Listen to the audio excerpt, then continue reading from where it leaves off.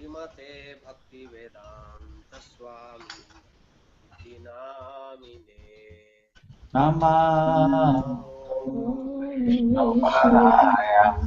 कृष्ण कृष्ण श्रीमते भक्ति भक्ति वेदांत स्वामी इति नामिने। नमस्ते सरस्वती देवी गौरवाणी प्रचारिणे निर्विशेषा शून्यवादी पाश्चात्यादेशतारिणे नमस्ते सरस्वती सरस्वती देवे गौरवाणी प्रचारिणे निर्विशेषा निर्विशेषा शून्यवादी पाश्चात्यादेशतारिणे। कृष्ण चैतन्य प्रभु नित्यानंदा श्री अद्वैता गदाधर श्रीवासदि भज श्री जय श्री कृष्ण कृष्ण चैतन्य प्रभु प्रभु नित्यानंद नित्यानंद श्री श्री अद्वैता अद्वैत गदाधर गदाधर श्रीवासदि शिवासादि गौर भक्तवृंद। भज श्री कृष्ण चैतन्य प्रभु नित्यानंद श्री अद्वैता गदाधर श्रीवासदि गौर भक्तवृंद। जय श्री श्री कृष्ण चैतन्य प्रभु प्रभु नित्यानंद श्री अद्वैत गदाधर शिवासादि गौर भक्तवृंद। हरे कृष्णा कृष्ण कृष्णा हरे राम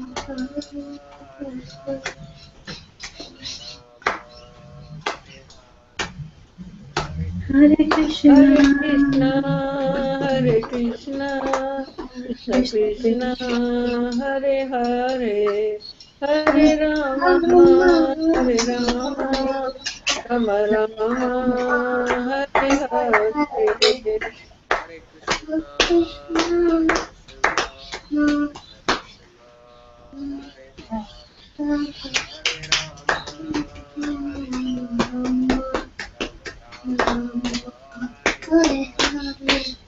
कृष्ण कृष्णा हरे कृष्णा कृष्ण कृष्ण कृष्ण कृष्ण हरे हरे हरे राम हरे राम राम राम हरे हरे। हरे कृष्णा हरे कृष्णा कृष्ण कृष्णा हरे हरे हरे राम राम राम हरे हरे। हरे हरे हरे कृष्णा कृष्ण कृष्णा हरे हरे कृष्णा कृष्ण कृष्ण हरे हरे हरे राम राम राम हरे हरे। कृष्णा हरे कृष्णा कृष्ण कृष्णा हरे हरे हरे राम राम राम हरे हरे।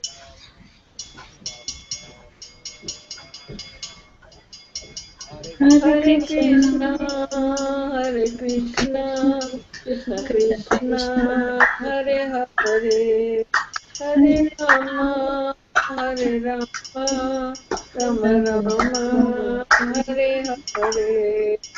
हरे Krishna Krishna Krishna Hare Hare Hare Ram Ram Ram Hare Hare.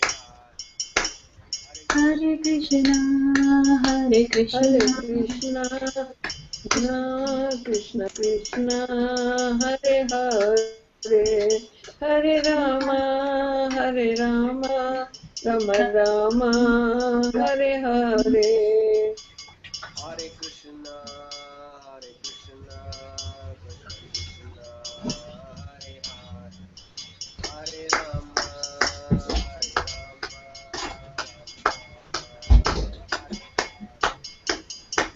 Hare Krishna, Hare Krishna, Krishna Krishna, Hare Hare, Hare Rama, Hare Rama, Rama Rama, Hare Hare. Hare Krishna, Hare Krishna, Krishna Krishna, Hare Hare, Hare Rama, Hare Rama, Rama Rama, Hare Hare Hare Krishna, Hare Krishna, Krishna Krishna, Hare Hare, Hare Rama, Hare Rama, Rama Rama, Hare Hare.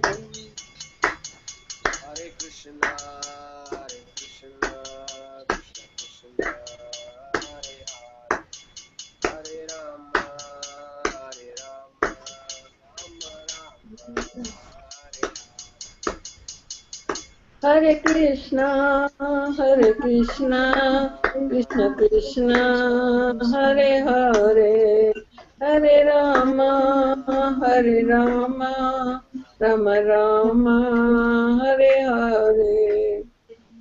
Hare Krishna, Hare Krishna, Krishna Krishna, Hare Hare, Hare Rama, Hare Rama, Rama Rama, Hare Hare. Hare Krishna, Hare Krishna, Krishna Krishna, Hare Hare, Hare Rama, Hare Rama, Rama Rama, Hare Hare. Hare Krishna, Hare Krishna, Krishna Krishna, Hare Hare, Hare Rama, Hare Rama, Rama Rama, Hare Hare. Hare Hare Krishna, Krishna, Hare Krishna, Krishna Krishna, Hare Hare, Hare Rama, Hare Rama, Rama Rama, Hare Hare. Hare Krishna, Hare Krishna, Krishna Krishna, Hare Hare, Hare Rama, Hare Rama, Rama Rama, Hare Hare. Hare Krishna, Hare Krishna, Krishna Krishna, Hare Hare, Hare Rama, Hare Rama, Rama Rama, Hare Hare. Hare Krishna, Hare Krishna, Krishna Krishna, Hare Hare, Hare Rama, Hare Rama, Rama Rama, Hare Hare. Hare Hare Krishna, Krishna, Hare Krishna, Krishna Hare Krishna, Hare, Hare Hare, Hare Hare Rama, Rama, Hare Hare Rama, Rama, Rama Rama, Hare Hare. Hare Krishna, Hare Krishna, Krishna Krishna, Hare Hare, Hare Rama, Hare Rama, Rama Rama, Hare Hare. Hare Krishna, Hare Krishna, Krishna Krishna, Hare Hare, Hare Rama, Hare Rama, Rama Rama, Hare Hare. We start Hare Nisha. Krishna, Hare Krishna, Krishna Krishna, प्रभु जी ये क्या कर लिया? Hare Rama, Hare Rama, Rama Rama, Hare Hare. Hare Krishna, Hare Krishna. It came on its own. I don't know how to get it. But it is not going. To get it out. No, I just wanted to say we can start now and something happened. Just here and yeah, we can. Arian, just Yeah. Ha. Chalo, we can start now. Okay. Actually, I went to press this. To stop the kirtan, but something else happened. Okay. Today we have a very beautiful chapter. Prayers of Bhishma. And last time we have read some shloka. We start there so that we can finish the chapter. Is fine with you, Keshava? Yes, Prabhu. You want to start from the beginning? No, your voice is very low, Prabhu. Yeah. Now,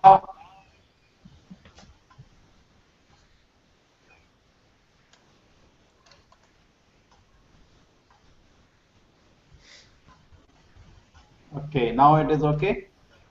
Yes, Prabhu. It is okay now? Yeah. Yes, Prabhu. Just let me set the need of time.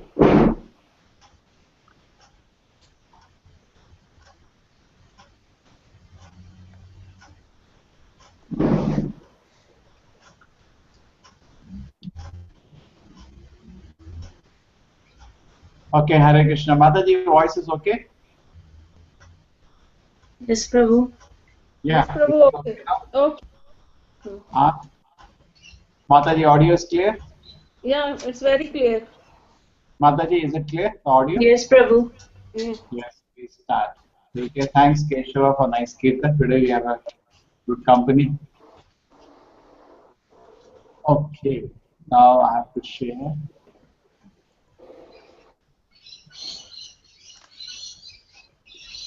Okay, everybody can see text 22.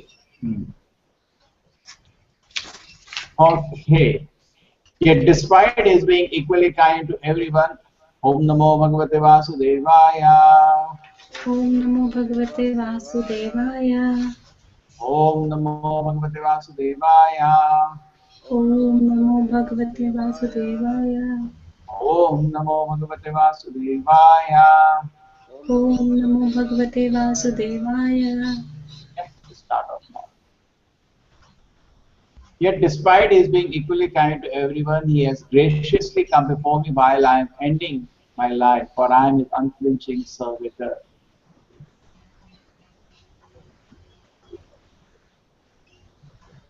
Yes, Keshava, you will take up the reading. Yes, Prabhu. The Supreme Lord, the absolute personality of Godhead Sri Krishna, although equal to everyone, is still more inclined to his unflinching devotees. He is completely surrendered and knows no one else as his protector and master. Having unflinching faith in the Supreme Lord as one's protector, friend, and master is a natural condition of eternal life. A living entity is so made by the will of the Almighty that he is most happy when placing himself in a condition of absolute dependence. The opposite tendency is a cause of fall down. The living entity has this tendency of falling down by dint of misidentifying himself as fully independent to Lord, to lord it over the material world. The root cause of all troubles is there in false egotism. One must draw towards the Lord in all circumstances. The appearance of Lord Krishna at the deathbed of Bhishmaji is due to his being an unflinching devotee of the Lord. Arjuna had some bodily relation with Krishna because the Lord happened to be his maternal cousin, but Bhishma had no such bodily relation. Therefore, the cause of attraction was due to intimate relation of the soul. Yet, Yet because the relation of the body is very pleasing and natural, the Lord is more pleased when he is addressed as son of Maharaj Nanda, the son of Yashoda, the lover of Radharani. The affinity by bodily relationship with Lord is another feature of reciprocating loving service with the Lord. Bhishma Deva is conscious of his sweetness of transcendental humor, and therefore he likes to address the Lord as Vijaya Sakhe, Partha Sakhe, etc. Exactly like Nanda Nandana or Yashoda Nandana. The best way to establish our relation in transcendental sweetness is to approach him through his recognized devotees. One should not try to establish the relation directly. There must be a via medium which is transparent and competent to lead us to the right path. Yes, Keshava, you want to explain this? Some points here? Prabhu, Okay. I didn't prepare. ठीक है. I just did small preparation, but I must confess, I've never read Prabhupada book so nicely. Maybe I don't know it benefits somebody, but I'm enjoying this. Each purport, you have to read every line, and then after that, to underline. It's real fun. Okay, now Prabhupada says he had completely surrendered and no one else as his protector and master. This is the conscience of a devotee. Prabhupada is the natural condition. And he said living being, that's why Prabhupada uses the word constitutional position. This is a word coined by Prabhupada. Is most happy when placing himself in absolute dependence. Prabhupada many times says in this world to be dependent on somebody is a matter of great shame. But in spiritual domain, it becomes the greatest asset, greatest what we can say, victory. And Prabhupada then conclude, one must draw in all circumstances toward the Lord. Therefore, the cause of attraction was due to the intimate. Now, Arjuna and Krishna had some family relationship. But here, Bhishma, there is no relationship directly. So Prabhupada is saying this was relation of the soul. Very sweet, very sweet. Then Prabhupada turns it around and said, actually even Arjuna is fine because this is transcendental and very pleasing and natural to the Lord. And then Prabhupada, the best way is that through a devotee, one should not try to develop the relationship directly via medium, transparent and competent. We are so fortunate to have shelter of Prabhupada.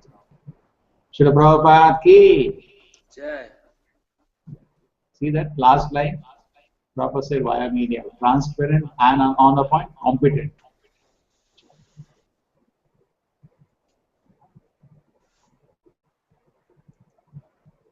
The personality God appeared in the mind of the devotee by attending devotion and meditation and by chanting of the holy name, releases the devotee from the bondage of fruity factor at the time of his splitting of the material body.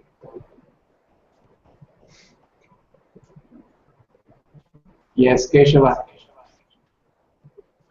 Yoga means concentration of mind detached from all other subject matter. And actually such concentration is samadhi, or cent% engagement in the service of the Lord. And one who concentrates his attention in that manner is called a yogi.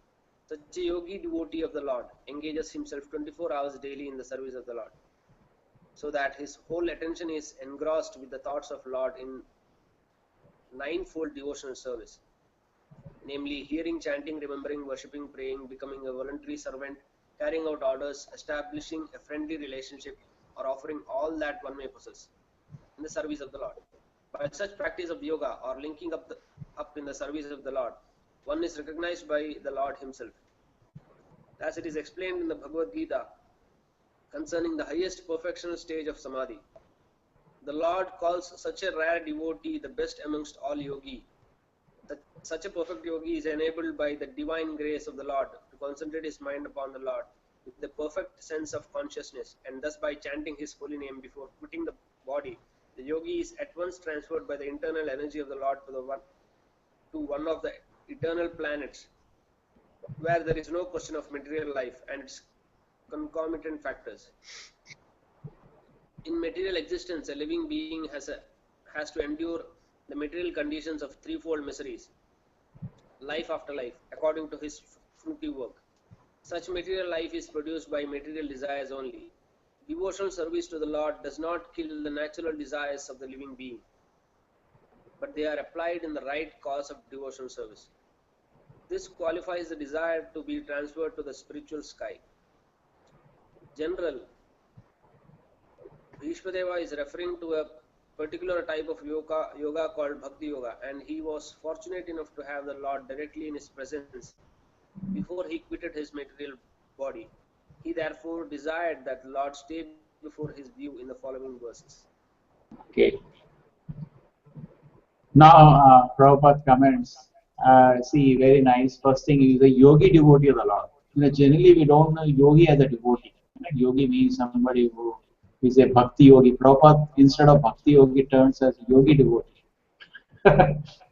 New word. This is a new thing. Tell yogi devotee. Yogi means Ashtanga yogi generally.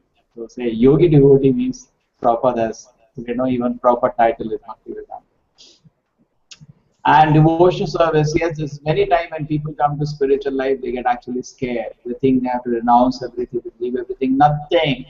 Only is that they have to double take, applied, natural. Proper said, it does not kill the natural desires. And suppose somebody wants to have family, yes, he can have family. Just make the house into a temple. Somebody wants to do business, yes, do business, but just dovetail the business for the pleasure of the Lord. So actually, Krishna consciousness, and it is not that person has to live in the temple also to practice do. Anywhere he can do that. But it's actually, this is a Vishwa Dharma for Kali. And Prabhupada was in once one country in England, and some sannyasis were with him. So he saw a church. He said, "Don't think in future everybody will live inside your church." Conveying to the devotees that this was what on basis they started the Namhata program. Not crores of people they say are connected to the ISKCON movement, where they're at own home. There is some system of training where they practice Krishna consciousness.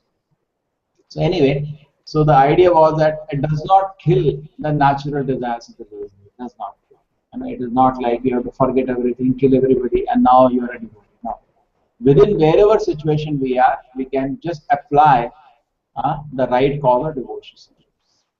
And Prabhupada says just by doing that, we can transfer to the spiritual state. And Prabhupada has used a new word now, General Bhishma Deva. It was there, we all know, but all focus is going to Bhishma Deva now in this prayer. So Prabhupada is titled in General Bhishma, General Devotee. In fact, Prabhupada is also commander, so he can understand the situation generally. Yes. Anything, Keshava, you wanted to add till now? No, bro. I just wanted to use. Why did he use that General Bhishma Deva? He is having transcendental pleasure because he is commander, no? Okay, general in that sense. Oh, military. Prabhupada is a Senapati of Lord Chaitanya. So he sometimes uses military languages because Chaitanya Mahaprabhu used for a military language, Senapati. So he is also taking pleasure in quoting Bhishma as general. One of the commander, general.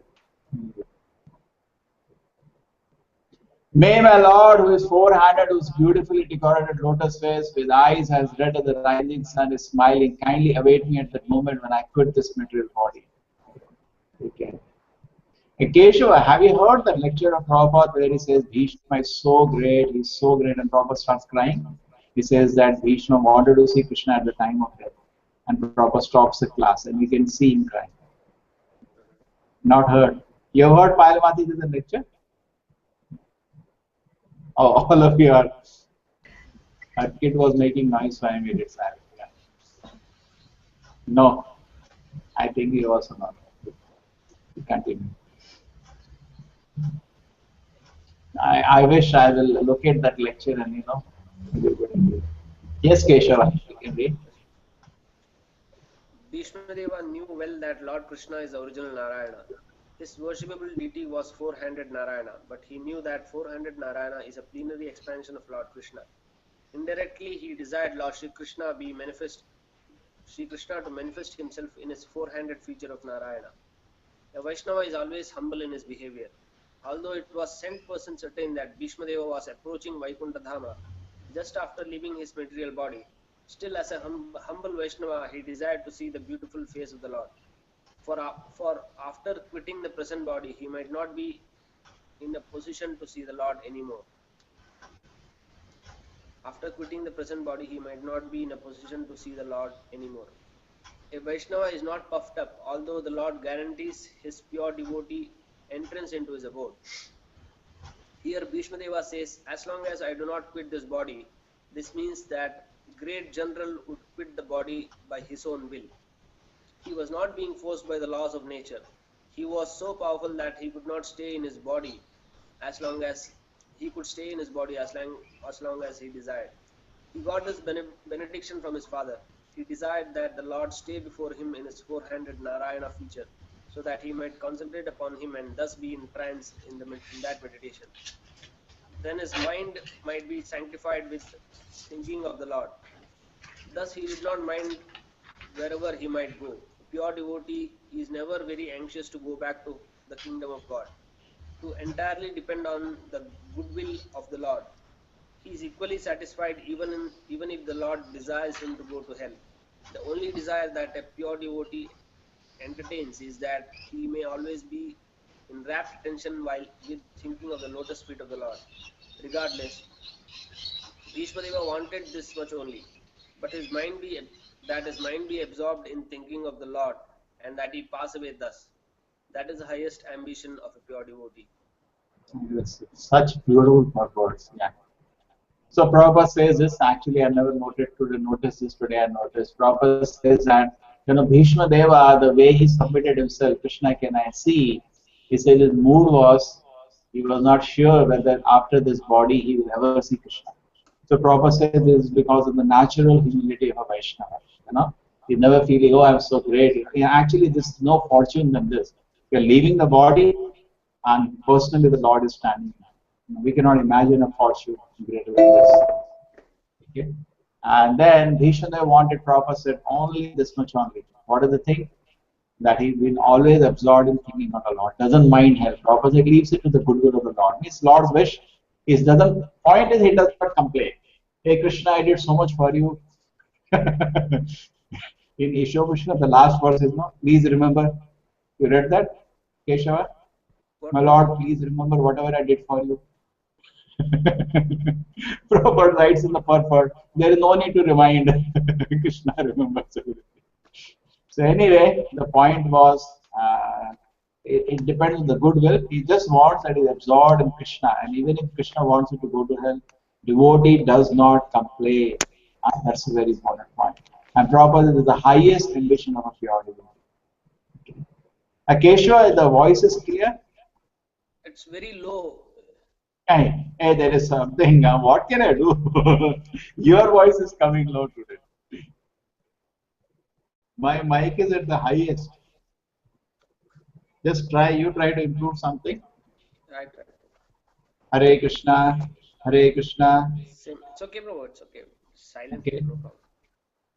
Something in the transmission. I don't know where. Suta Goswami said, Maharaj, after hearing Bhishma Deva speak in that appealing tone, asked him in the presence of all the great rishis about the essential principles of various religious duties. Hey, Kesha, previous shloka, was there anything you wanted to discuss? Something you picked out, which I missed? No, bro. That was the sweet, no? He wanted to see the Narayana form. Is a devotee in the Narayana form in Shivalry, correct? All combined together? Yes, bro. Anna?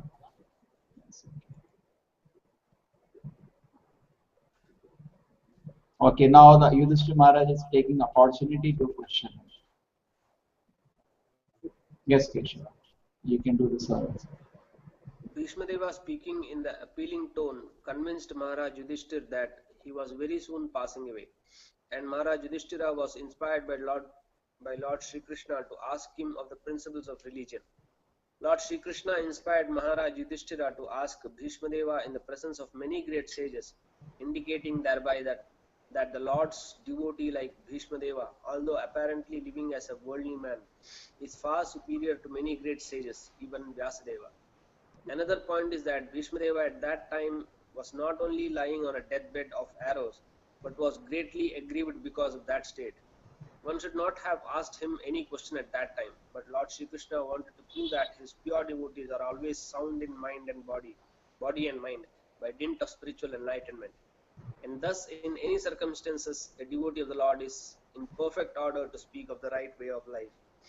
Yudhishthira also preferred to solve his problematic questions by asking Bhishma Deva rather than ask anyone else present there who was seemingly more learned than Bhishma Deva.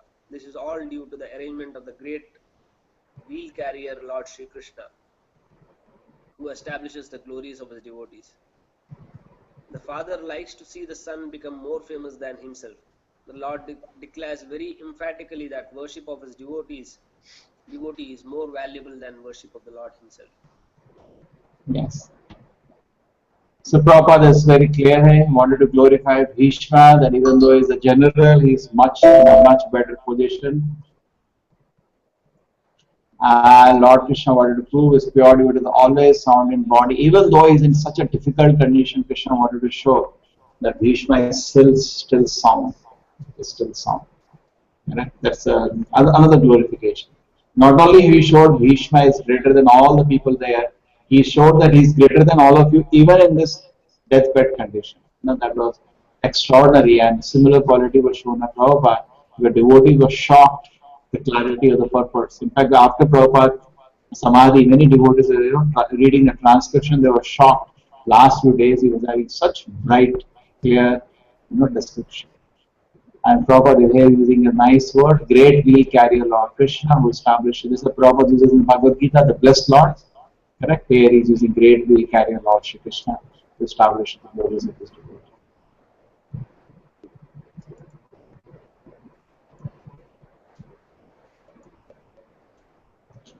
At Maharaj Yudhishthira's inquiry, Bhishma never first defined all the classification of caste models in life in order individual qualification. Then is systematically in twofold division described counteraction by detachment and interaction by attachment.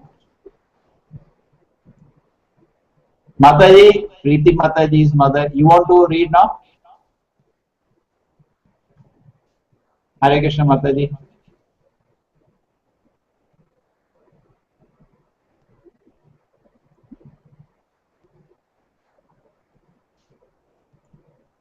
Mataji, you want to read now?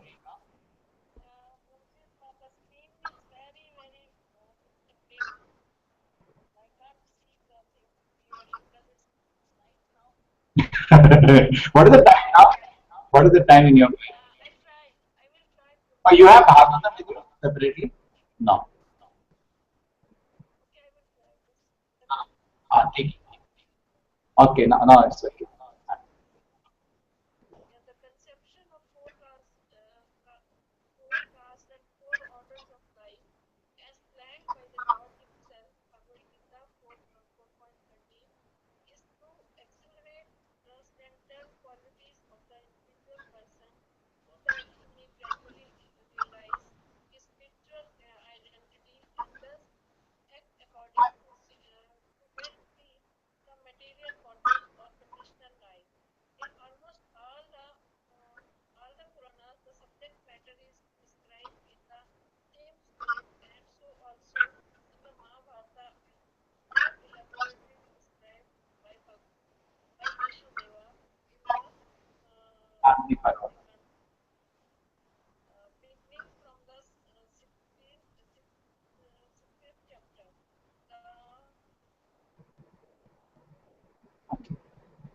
No, Mataji,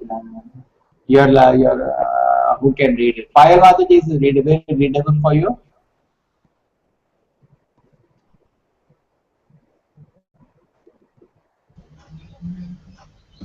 Mataji, is it readable for you? Okay, you are.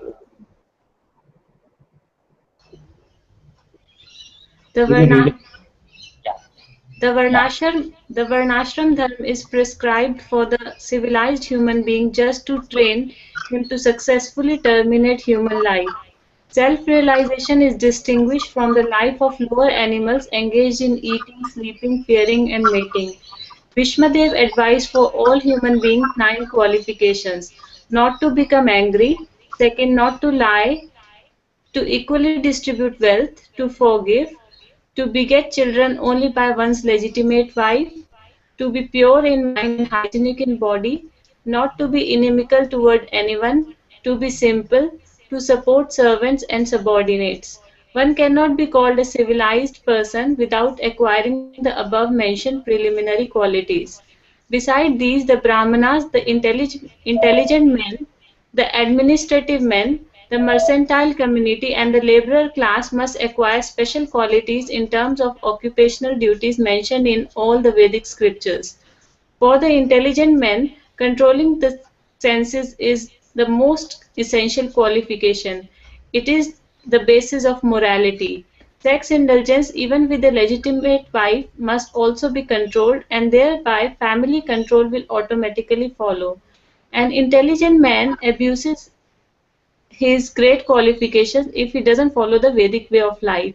This means he must seriously make a study of the Vedic literatures, especially of Srimad Bhagavatam and the Bhagavad Gita. For learning Vedic knowledge, one must approach a person who is 100% engaged in devotional service. He must not do things which are forbidden in the Shastras. A person cannot be a teacher if he drinks or smokes.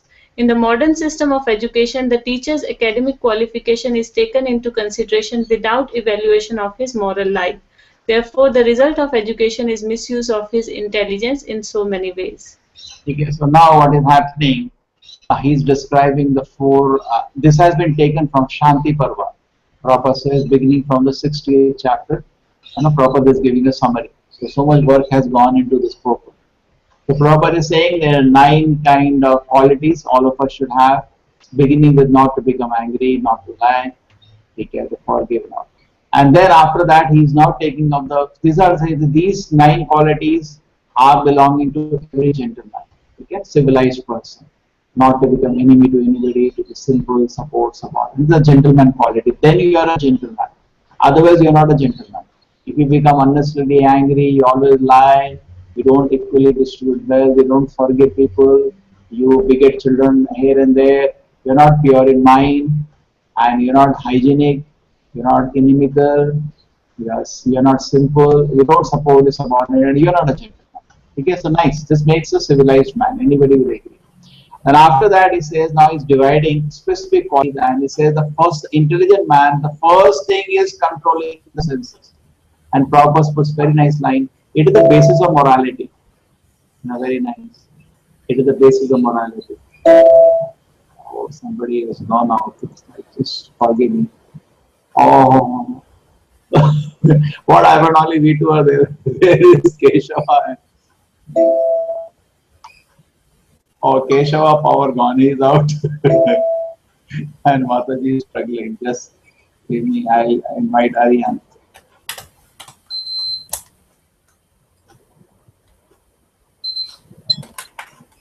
Okay. Okay, so there was nice for the intelligent man, controlling the senses is the most essential qualification. This looks so sweet. Yes, welcome Mataji again. जी बीच में crash हो गया था. ठीक है, no problem. अभी ठीक है, no problem. It is the basis of morality. The Prabhupada is saying it is the basis of morality. And then another things of intelligent Brahmana class is that, okay, must seriously make study of the Vedic literatures. Okay, that is the business of Brahmana. Study that is his focus. You should seriously study. Prabhupada says seriously at least Gita and Bhagavatam study. Anybody wants to become Brahmana, and he should approach an acharya who is sent person engaged in devotion service, absorbed in devotion service. Okay? And Prabhupada says person, and Prabhupada says in the modern education, teachers' qualification, we don't take his moral life. Just like in colleges, they have placement, engineering colleges. They're not saying, do you smoke and drink? Nobody asks. Do you see the marks? They see some communication skills and they take him. Prabhupada says in education, at least, this should not be done because of the work of Brahmanas and taking in our crazy people. Misuse of high intelligence is so many things. They should focus on the qualification also, moral qualification. Nice. Because today Brahminical jobs are given without saying Brahminical qualities. That's a problem. Okay, now we go to the next quality. Yes, Mataji.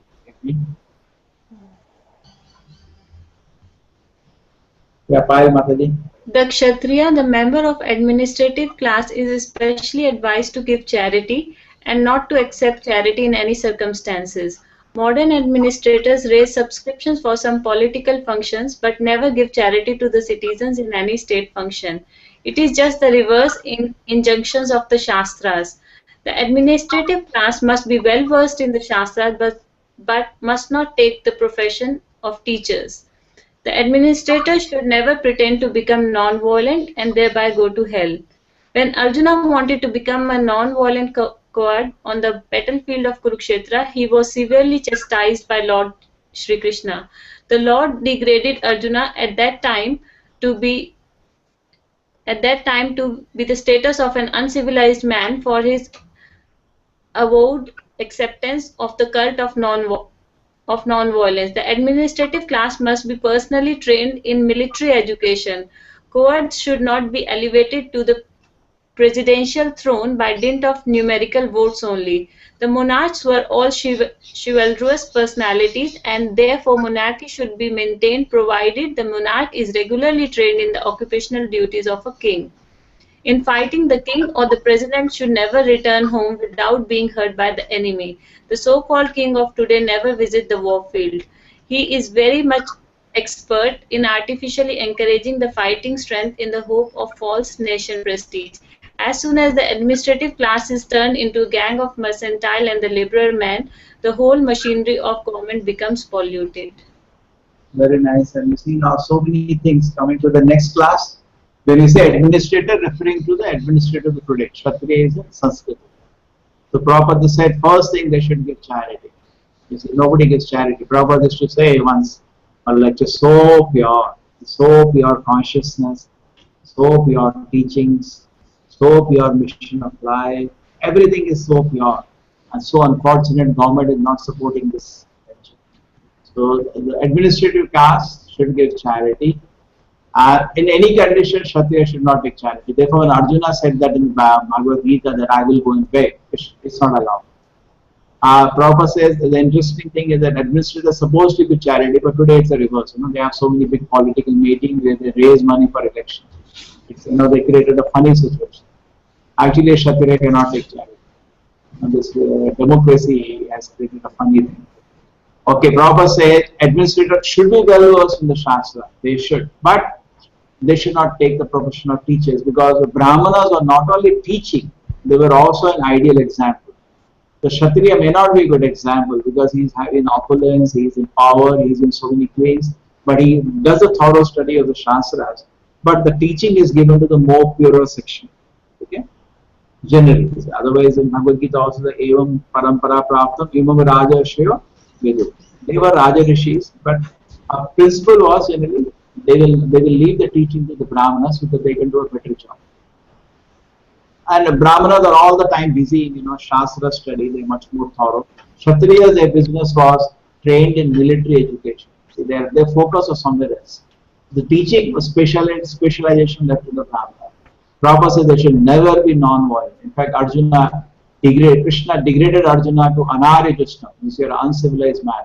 He refused to fight. So there was no question of non-violence for Kshatriyas.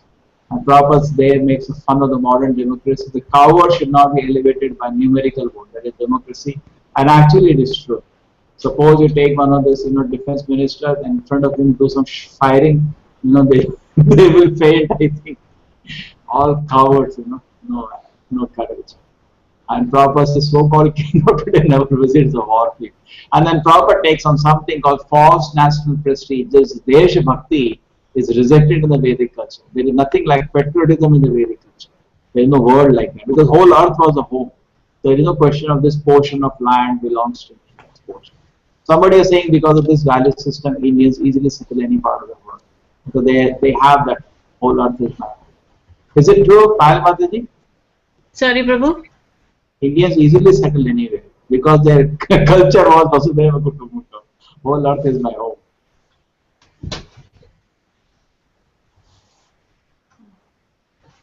Okay. As soon as the administrative class is turned into gang of, then all what happens, the administrative class was actually Kshatriyas previously. So today it is not true. Actually, mostly the administrative class is Shudras, and they are dominated by the Vaishyas. Actually, all the countries, the presidents, when they go any part of the world, their main objective is to get the deals done for the big Vaishyas, multinational companies. So they are actually fully controlled. In fact, they are paid, and they are even legitimately their election is sponsored by the mercantile class. So they are just combination of Shudras and Vaishyas. Prabhupada says the whole machinery becomes political. Yes, Madhuri. The Vaishyas, the members of mercantile communities, are especially advised to protect the cows. Cow protection means increasing the milk production, namely curd and butter. Agriculture and distribution of foodstuff are the primary duties of the mercantile community, backed by education in the Vedic knowledge and trained to give in charity. As the Kshatriyas were given charge of the protection of the citizens, Vaishyas were given the charge of protection of animals. Animals are never meant to be killed. Killing of animal is a symptom of barbarian society. For a human being, agriculture produce fruits and milk are sufficient and compatible foodstuffs. The human society should give more attention to animal protection. The productive energy of the laborer is misused when he is occupied by industrial enterprises. Industry of various types cannot produce the essential needs of man, namely rice, wheat, grains, milk, fruits, and vegetables. The production of machine and machine tool increases the artificial living fashion of a class of vested interests and keeps thousands of men in starvation and unrest. This should not be the standard of civilization. The Shudra class is less intelligent and should have no independence. They are meant for rendering sincere service to the three higher sections of the society. The Shudra class can attain all comforts of life simply by rendering service to the higher classes. It is especially enjoined that a Shudra should never bank money. As soon as the Shudra accumulate the wealth, it will be misused for sinful activities in wine, women, and gambling. Wine, women, and gambling indicate that the population is degraded to less than a Shudra quality. The higher caste should always look after the maintenance of Shudras and they should provide them with old and used garments. A Shudra should not leave his master when the master is old and invalid, and the master should keep the servant satisfied in all respects. The Shudras must first of all be satisfied by sumptuous food and clothing before any sacrifice is performed. In this age, so many functions are held by spending millions, but the poor laborer is not sumptuously fed and or given charity, clothing, etc. The laborers are thus dissatisfied, and so they make agitation. So very nice. Now, two more sections of the society are here.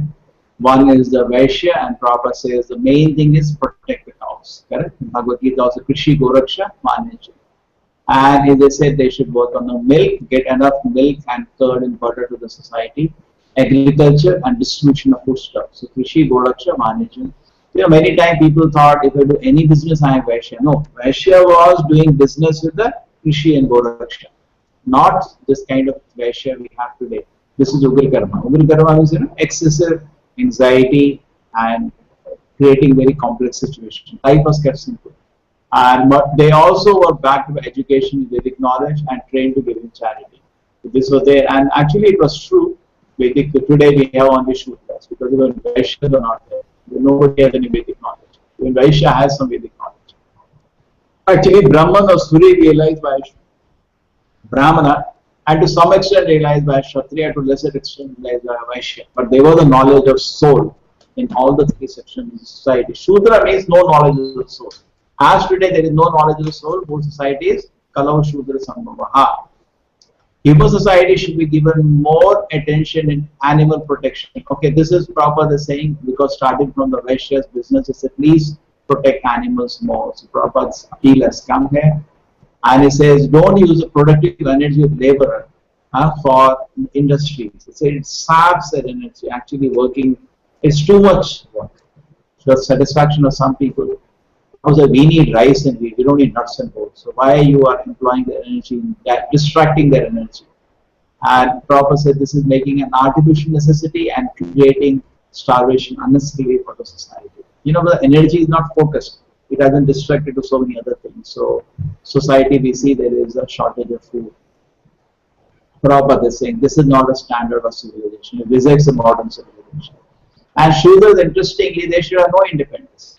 It's very interesting. This is not no independence. They're fully controlled.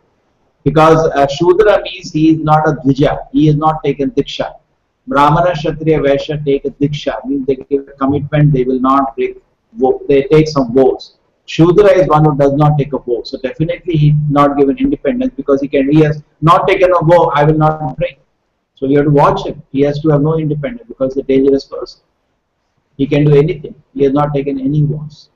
So they are therefore best it is for them to render service to the higher section. But actually what happened in the Vedic culture, the goal was clear.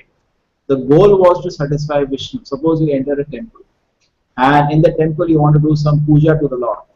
Now, you don't know to check. You say, okay, I can enter the altar, but I don't know the mantras, I don't know how to worship the Lord, I don't know.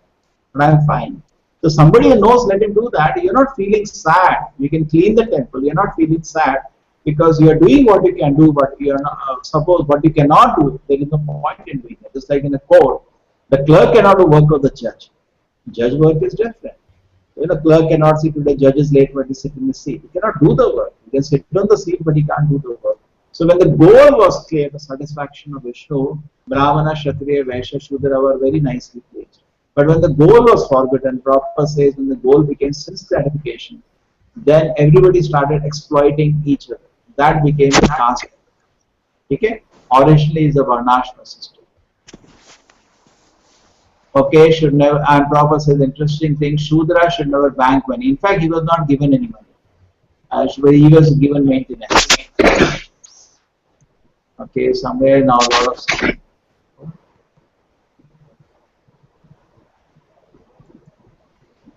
sound came. Okay, mother is place. Okay, the higher caste look after the maintenance of the Shudras. The Shudra must first of all be satisfied. Yeah, Prabhupada says Shudra means if you give him food, he is satisfied. So we should just give him enough food, clothing, and he'll be happy. And Prabhupada says the mistake today. When you have so many functions, we spend millions, but don't feed the Shudras. They are dissatisfied and they make presentation. Yes. Now there is one more. Yes. This matter. The Varnas are, so to speak, classifications of different occupations, and ashram dharma is gradual process on the path of self-realization. Both are interrelated and one is dependent on the other. The main purpose of ashram dharma is to awaken the knowledge and detachment. The Brahmachari ashram is the training ground for the prospective candidates. In this ashram, it is instructed that this material world is not actually the home of living being. The conditioned souls under material bondage are prisoners of matter, and therefore self-realization is ultimate aim of life. The whole system of ashram dharma is means to detachment. One who fails to assimilate this spirit of detachment is allowed to enter into family life with the same spirit of detachment.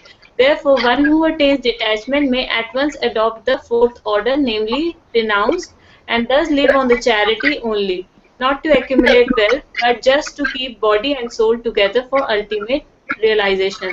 Household life is for one who is attached, and the Vanaprastha and Sannyas orders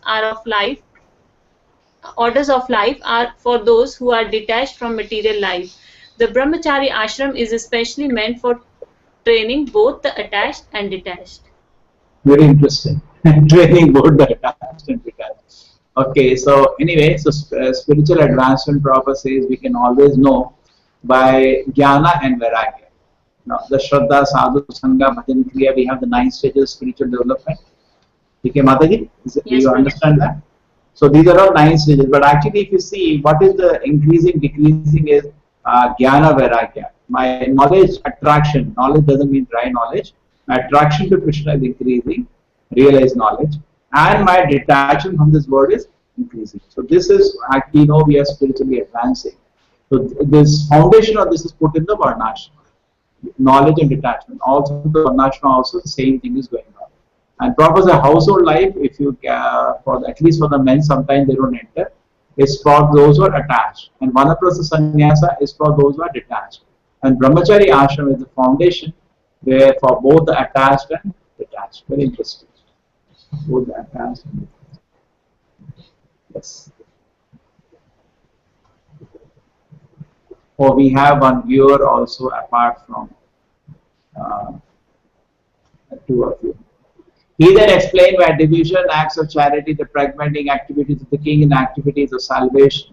Then it described the duty of the woman and the devotee both briefly and extensively. Now let us see what Prabhupada says. Yes, Mataji, you can read. To give charity is one of the householder's main function. Prabhu, it just went in. Yeah, let us start. Raj Dharma. Oh, sorry, I did something. Yeah. To give charity is one of the householder's main functions, and he should be prepared to give in charity at least 50% of his hard-earned money. A brahmachari or student should perform sacrifices, a householder should give charity, and a person in the retired life or in the renounced order should practice penances and austerities. Those are the general functions of all the ashrams or orders of life on the path of self-realization. In the brahmachari life, the training is sufficiently imparted so that one may understand the word as property belongs to the Supreme Lord, the personality of Godhead. No one therefore can claim to be the proprietor of anything in the world. Therefore, in the life of householder, which is a sort of license for sex enjoyment, one must give in charity for service of Lord. Everyone's energy is generated or borrowed from the reservoir of energy of the Lord. Therefore, the resultant actions of such energy must be given to the Lord in the shape of transcendental loving service for Him. As the rivers draw water from the sea through the clouds and again go down to the sea, similarly our energy is borrowed from the Supreme Source, the Lord's energy, and it must return to the Lord. That is perfection of our energy. The Lord therefore in Bhagavad Gita 9.27 says that whatever we do, whatever we undergo as the penance, whatever we sacrifice, whatever we eat, whatever we give in charity must be offered to Him, the Lord. That is the way of utilizing our borrowed energy. When our energy is utilized in that way, our energy is purified from the contamination of material inabilities, and thus we become fit for the original nature life of service to the Lord. Okay, now Prabhupada has talked about previous shloka. We talked about Brahmana, Kshatriya, Vaishya, Shudra. Now it is about Brahmachari, Grihastha, Vanaprastha. So previous shloka talked about the Brahmachari. We read about something about Brahmachari. Okay, he is a preparation of both attached and detached. And now he is talking about Grihastha. He says the Grihastha, their main function should be charity. Because I tell you why, the function was different in Vedic time. In the Vedic time, Brahmachari, Vanaprastha, Sannyasa were not working at all. Like Brahmachari was student, Vanaprastha, Sannyasi was roaming. So the maintenance was done just by the Grihastha, the different setup. But the Grihasthas maintained the whole thing. Therefore, they used to sacrifice to this extent. Okay? A Brahmachari, Prabhupada says, should do sacrifices. Householder is the one, actually, is the only person who is working. And you see, householder also, Brahmana is doing, only Vaishya is creating rhythm. So Vaishya Grihastha is 1/16 of the whole table, roughly, actually it's roughly, because Kshatriya and Vaishya did not do all the 4 ashrams. Brahmana did Brahmachari, Grihastha, Vanaprastha, Sannyas. Kshatriyas did Brahmachari, Grihastha, Vanaprastha. Vaishyas as Brahmachari, Grihastha, and Shudras are only Grihastha. So 4, 3, 9, 10. So out of the 10, only 1/10 part, the Vaishya, Grihastha, he maintained everything. Okay? So I just made that calculation. A person renounced out of the sacrifices, and our borrowed energy should be used for the glorification of the Lord. Prabhupada is very conscious. Whatever we are having today, we are borrowed from the Lord. It's a very nice meditation. I am borrowed. Just like you borrowed something, you are so careful to maintain it very well because you have it now, and you use it for the Lord's satisfaction. This is. Yes, Mother. Raj Dharma is a great science, unlike modern diplomacy for political supremacy. The kings were trained systematically to become munificent and not merely be the tax collectors. They were trained to perform different sacrifices only for the prosperity of the subjects, to lead the prajas to the attainment of salvation was a great duty of the king. The father, the spiritual master, and the king are not to become irresponsible in the matter of leading their subjects to the path of ultimate liberation from birth, death, disease, and old age. When these primary duties are properly discharged, there is no need of government of the people by the people. In modern days, the people in general occupy the administration by strength of manipulated votes, but they are never trained in primary duties of the king, and that is also not possible for everyone. Under the circumstances, the untrained administrators play havoc to make the subjects happy in all respects. On the other hand, these untrained administrators gradually become rogues and thieves and increase the taxation to finance a top-heavy administration that is useless for all purposes. Actually, the qualified brahmanas are meant to give direction to the kings for proper administration in terms of the scriptures like the Manu Samhita and Dharma Shastras of Parashar.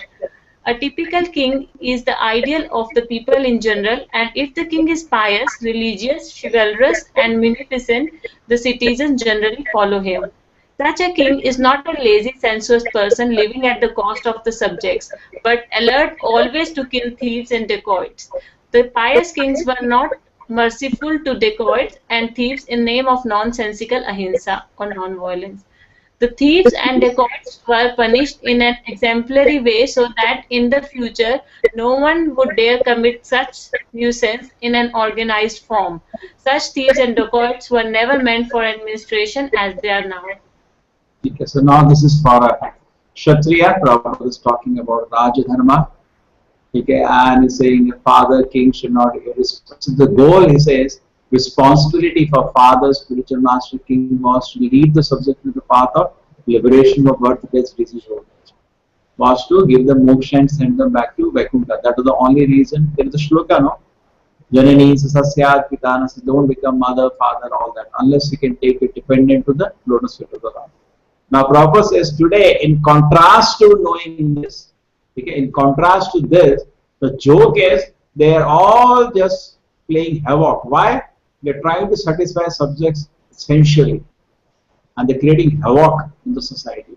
And finally, when your platform is sensual satisfaction, you'll think of your own sensual satisfaction at the end, and then you become a rogue and thieves. And Prabhupada says just make tax and all big nonsense administration that is useless for all purposes. Prabhupada tone was always like a revolutionary. If somebody reads this, he's a revolution. Okay, and Prabhupada says king used to consult Manu Samhita and Dharma Shastras of Parashara. He's not whimsically ruling. And Prabhupada said they were not lazy, sensuous people like today, but they're always alert to kill thieves, because general mass of people, the Kshatriya means Shat, he gives protection from the injury. They're not doing that job today. Okay, so these thieves and rogues are always there. So the Kshatriyas have to give protection to the society against this, and they were strict in punishing them sufficiently so that nobody dares to do such activity again. And Prabhupada ends with another sweet line. That is, thieves and rogues are not meant for administration. First thing he said, they should control them. He said the irony is in Kali Yuga, instead of controlling, they themselves are thieves and rogues. And that is what is predicted also in the Bhagavatam. He says the thieves and rogues will become the administrators in Kali Yuga. The taxation was simple. There was no force, no encroachment. The king had a right to take 1/4 of the production made by the subject. The king had a right to claim 1/4 of one's allotted wealth. One would never grudge parting with it, because due to the pious king and religious family, there was enough natural wealth, namely grains, fruits, flowers, silk, cotton, milk, jewels, minerals, etc. And therefore no one was materially unhappy.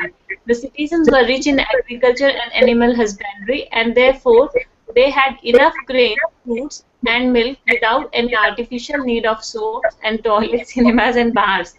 The king had to see that the reserved energy of humanity was properly utilized. Human energy is meant not exactly for fulfilling animal propensities, but for self-realization. The whole government was specifically designed to fulfill the particular purpose. As such, the king had to select properly the cabinet ministers, but not on the strength of voting background. The ministers, the military commanders, and even the ordinary soldiers were all selected by personal qualifications, and the king had to supervise them properly before they were appointed to their respective posts. The king was especially vigilant to see that the tapasvis, or the person who sacrificed everything for disseminating spiritual knowledge, were never disregarded. The king knew well that the Supreme Personality of Godhead never tolerates any insult to his unalloyed devotees. Such tapasvis were trusted leaders, even of the rogues and thieves, who would never disobey the orders of tapasvis. The king would give special protection to illiterate, helpless, and the widows of the state. Defense measures were arranged previous to any attack by the enemies. The taxing process was easy, and it was not meant for squandering, but was for strengthening the reserve fund. Soldiers were recruited from all parts of the world and they were trained for special duties. Okay, so very nice. Now Prabhupada says 1/4 of the production, that is the point, king has to get. Actually, Prabhupada says this is 1/4 of the profit sometimes. So if there is no profit, you don't have to give anything. That way, not like today, you have to give tax even if you make a loss. Okay, and Prabhupada says they have a cities were on natural wealth and natural life. Actually, the biggest problem in the world has become, these toilets. But actually, Vedic system was best, the pit system, the best system actually. All in India, particularly, my God, whole cities are destroyed by this. Yamuna, Ganga, all are destroyed because of this drainage system. So cinemas, bars, this is not just needed. People used to live a natural, healthy, happy life. And the reserve energy was, you reserve energy means after taking care of your basic necessities, maintenance, you have some energy remaining, reserve energy, if you take it like that. That was used for glorification of the Lord. Prabhupada says it was not directed towards fulfilling animal propensity. It was only meant for self-realization. The king had to select properly cabinet ministers, but not on the voting background. He used to select who is capable. And he used to particularly take care of the saints. In fact, it is true, Vedic time you see how much elaborate, huge temples are there. Because they knew here is where the truth lies. They gave huge resources for that. Today it's just a joke, all this, lohars, all this kind of people, big education institution, 100 acres, 400 acres, the government just gives. They don't need that much. They may need 4-5 acres for setting up a college, but government gives extra, 20 times extra, please take. Previously, all this extra was given to the temples, not to to the sages. Whenever they used to go to the king, used to be very charitable. And Prabhupada says to the illiterate, helpless, and widows of the state, king will give special protection. The Kshatriya. Kshatriya business is to give protection. Yes, Mataji, more is said. As far as salvation is concerned, one has to conquer the principles of lust, anger, and unlawful desires, avarice, and bewilderment. To get freedom from anger, one should learn how to forgive. Unlawful desires, one should not make plans. By spiritual culture, one is able to conquer sleep. By tolerance, only one can conquer desires and avarice. Disturbances from various diseases can be avoided by regulated diets. By self-control, one can be free from false hopes, and money can be saved by avoiding undesirable association. By practicing of yoga, one can control hunger, and worldliness can be avoided by culturing the knowledge of impermanence. Dizziness can be conquered by rising up, and false arguments can be conquered by factual ascertainment. Talkativeness can be avoided by gravity and silence, and by prowess one can avoid fearfulness. Perfect knowledge can be obtained by self-cultivation. One must be free from lust, avarice, anger, dreaming, etc. to actually attain the path of salvation. As far as women class are concerned, they are accepted as a power of inspiration for men. As such, women are more powerful than men. Mighty Julius Caesar was controlled by Cleopatra. Such powerful women are controlled by shyness. Therefore, shyness is important for women. Once this control valve is loosened, women can create havoc in the society by adultery. Adultery means production of unwanted children known as Varna Shankara, who disturb the world. Okay, now coming back to this is a very nice list he has given, all life. You want to get free from anger, you learn to forgive. Yes, that will help us to anger. Unlawful desires, don't make plans for crazy activity. Sometimes the mind may be distracted, but we should not make a plan for such gratification. Okay. By spiritual culture, one is able to conquer sleep.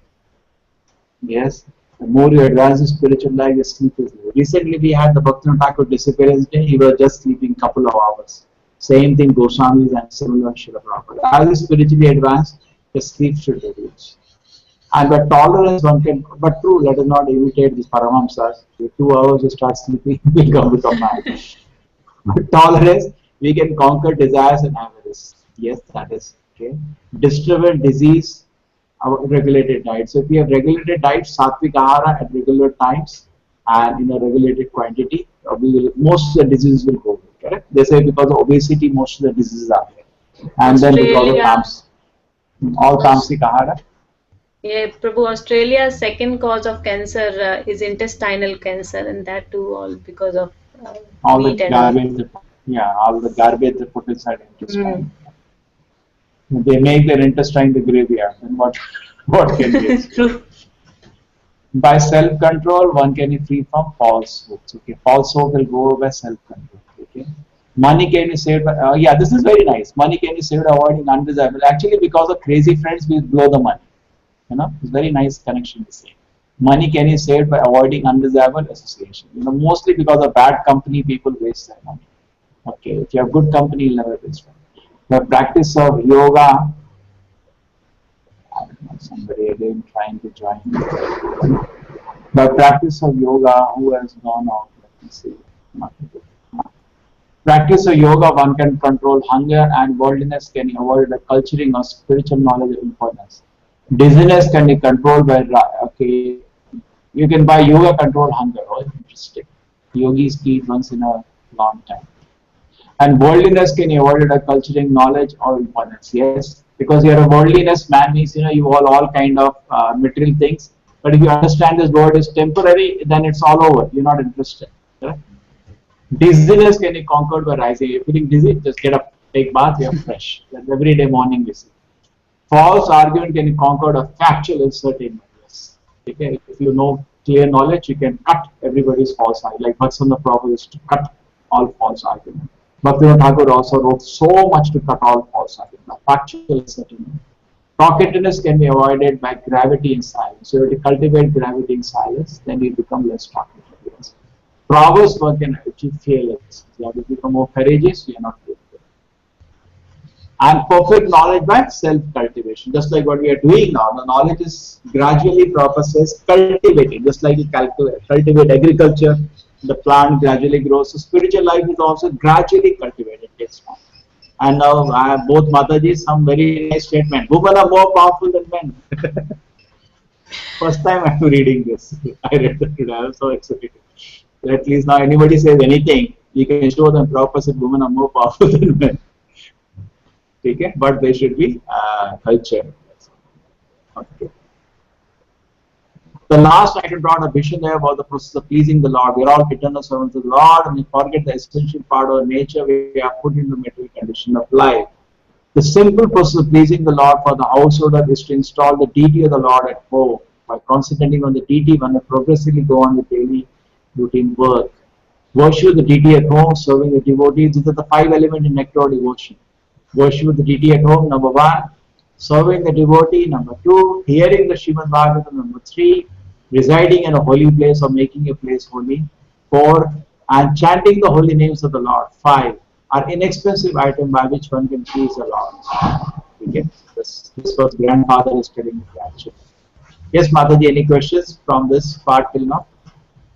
No problem. It's clear? Okay. You knew about the 5 items which I mentioned in nectar devotion for our spiritual life. This worship of the deity at home, serving the devotee, hearing on the Srimad Bhagavatam. You have to allow your children to grow up now. So then you have deity worship. Now there is a commitment, and we can take a commitment only when we have some opportunity. In the temple, we wait for 4 to 6 brahmacharis. At home, at least 2-3 people should be there every day. Otherwise, I am sick. That is the deity worship we can neglect. So we need to have 2-3 people there. Yes. Now we go to the next program. Then he described the occupation, duties of different orders and states of life, citing instances from the history, for he was himself well acquainted with the truth. I'll just read for some time. Incident mentioned in the Vedic literature, the Purana, Mahabharata, Ramayana, factual historical narration that took place sometime in the past, although not in any chronological order. Such historical facts, being instructive for ordinary men, were assorted without chronological reference. Besides that, they happened on different planets, nay in different universes sometimes. And the description of the narration is sometimes measured by 3 dimensions. We are simply concerned with the instructive lessons of the incident, even though they are not in order or limited range to understand. Bhishma described the instruction before Naresh Maharaj is trying to reply to different questions. See what is happening, just like in Bhagavatam also. The focus is instruction. The focus is not like modern history books. There's a difference between Purana. Purana is also history. But the history is not so much into this date, this person has got this date, not so much focus on that. Focus was the message. Some places you do find in 9th canto, he's son of that, he's son of that, he's son of that, he's daughter of that. The sequence is going on. But overall, the focus was on message throughout the Bhagavatam, not this, this dead list, this. Because Prabhupada said their focus was not chronological. While Bhishma was describing occupational duties, the sun force ran to the northern hemisphere. This period is desired by the mystic to die at their age. So the time came, what is it, Uttarayana. Now Mataji, you can take over. The perfect yogis or mystics can leave the material body at their own sweet will at a suitable time and go to a suitable planet desired by them. In the Bhagavad Gita 8.24, it is said that the self-realized souls who have exactly identified themselves with the interest of the Supreme Lord can generally leave the material body during the time of the fire god's effulgence and when the sun is in the northern horizon, and thus achieve the transcendental sky. In the Vedas, these times are considered auspicious for quitting the body, and they are taken advantage by the expert mystics who have perfected the system. Perfection of yoga means attainment of such supermental states as to be able to leave the material body as desired. Yogis can also reach any planet within no time without a material vehicle. The yogis can reach the highest planetary system within a very short time, and this is impossible for the materialist. Even attempting to reach the highest planets will take millions of years at a speed of millions of miles per hour. This is a different science, and Bhishma Dev knew well how to utilize it. He was just waiting for the suitable moment to quit his material body, and the golden opportunity arrived when he was instructing his noble grandsons, the Pandavas. He thus prepared himself to quit his body before the exalted Lord Shri Krishna, the pious Pandavas, and the great sages headed by Bhagwan Vyasa, etc., all great souls. Okay, so he found the right time now to leave the body. Prabhupada says a different science. He's making fun of the scientists and you think you're very great. But Bhishma knew science more than you. Different science. And Bhishma knew that science. How to utilize? Because there is a shloka in the Brahma Samhita, no? Pantastikoti satavasa rasam pragamyo vayo rathapi manuso munipungavanam, that crores of years we can travel with the speed of wind or even the speed of mind, wind and mind. Even then you cannot reach Vaikuntha. It is still far, far, far. The Prabhupada says even small planet like Mars or Moon, you are struggling to go. What you will go to Vaikuntha? It is not possible.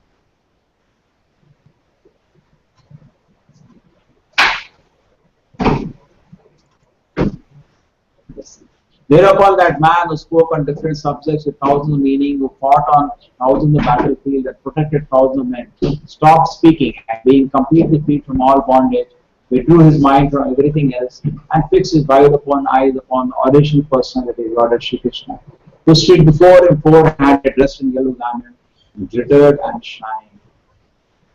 This is a very famous verse. In fact, they use it to glorify Prabhupada also when he left the body. In some places. Yes, Mataji, can you read? In the momentous hour of leaving his material body, Bhishma Dev set the glorious example concerning the important functions of human form of life. The subject matter which attracts the dying man becomes the beginning of his next life. Therefore, if one is absorbed in the thoughts of Supreme Lord Shri Krishna, he is sure to go back to Godhead without any doubt. This is confirmed in Bhagavad Gita 8.5 to 15. 8.5. And whoever at the time of death quits his body, remembering me alone, at once attains my nature. Of this there is no doubt. 8.6. Whatever state of being one remembers when he quits his body, that state will attain without fail. 8.7. Therefore, Arjuna, you should always think of me in the form of Krishna, and at the same time carry out your prescribed duty of fighting. With your activities dedicated to me and your mind and intelligence fixed on me, you will attain me without doubt. 8.8. He who meditates on the Supreme Personality of Godhead, his mind constantly engaged in remembering me, undeviated from the path, he, O Partha Arjuna, is sure to reach me. One should meditate upon the Supreme Person as the one who knows everything, as he who is the oldest, who is the controller, who is smaller than the smallest, who is the maintainer of everything, who is beyond all the material conception, who is inconceivable, and who is always person. He is luminous like sun, and being transcendental is beyond this material nature. One who at the time of death fixes his life air between the eyebrows and in full devotion engages himself in remembering the Supreme Lord will certainly attain to the Supreme Personality of Godhead. Persons learned in the Vedas who utter Omkara and who are great sages in the renounced order enter into Brahman. Desiring such perfection, one practices celibacy. I shall now explain to you this process by which one may attain salvation. The yogic situation is that of detachment from all sensual engagements, closing all the doors of the senses and the fixing of mind on the heart and the life air at the top of the head. One establishes himself in the yoga.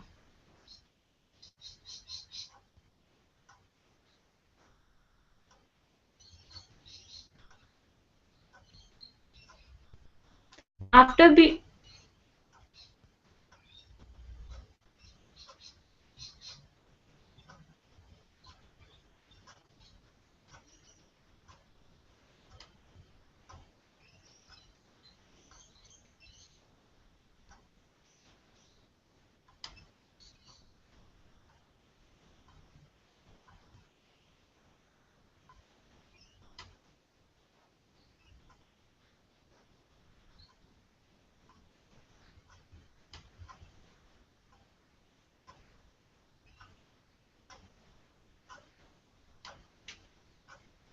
Can't hear you, Prabhu. Oh.